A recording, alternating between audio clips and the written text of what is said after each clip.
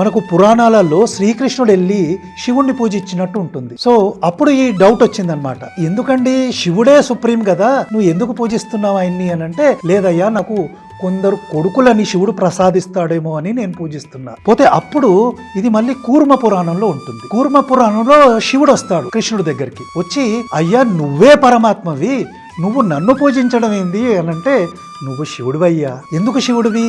అన్ని జీవాలకు అధిపతివి నీవు, కాబట్టి నువ్వు నాకు కొడుకుల్ని ప్రసాదించవయ్యా అని అడుగుతాడు. శంభుడు వీళ్ళనందరినీ శివుడి ఆశీర్వాదం వల్ల వీళ్ళు వస్తారు. బ్రహ్మవైవర్త పురాణంలో శివపార్వతులు వచ్చి కృష్ణుడిని పూజిస్తున్నారు. ఇప్పటిదాకా మీరేమో కృష్ణుడు వెళ్ళి శివపార్వతుల్ని పూజించారన్నారు, ఇప్పుడేమో ప్లేట్ ఫిరాయించి ఆ శివపార్వతులు వచ్చి కృష్ణుడిని పూజిస్తామని అని చెప్తున్నారు. అంటే నేను చెప్పట్లేదయ్యా, బ్రహ్మవైవర్త పురాణంలో ఇది ఉంది. సో అక్కడ శ్రీకృష్ణుడు వచ్చి శివపార్వతుల దగ్గరికి వచ్చి, మీరే సర్వసమర్థులయ్యా శివపార్వతులు, మీరు నన్ను పూజించడం ఏంది అని అంటే, అప్పుడు కృష్ణుడికి శివుడు చెప్తాడనమాట, నువ్వెంతైనా కృష్ణుడివి కదయ్యా, నాకు కొడుకును ప్రసాదించవయ్యా అంటే, కొడుకును ప్రసాదించడం కాదు, నేనే నీకు కొడుకుగా పుడతానని చెప్తాడు కృష్ణుడు. ఆయన ఎవరో తెలుసండి? సనత్ కుమారుడు కాదు, గణపతి.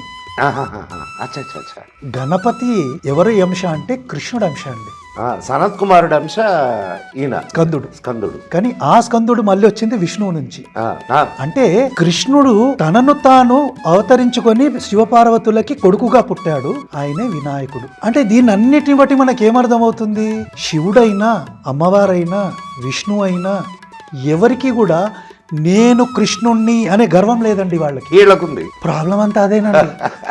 ఏ దేవుడికైతే నేను ఫలానా అని గర్వం లేదో, ఆఫ్టర్ ఆల్ వీళ్ళెంతండి.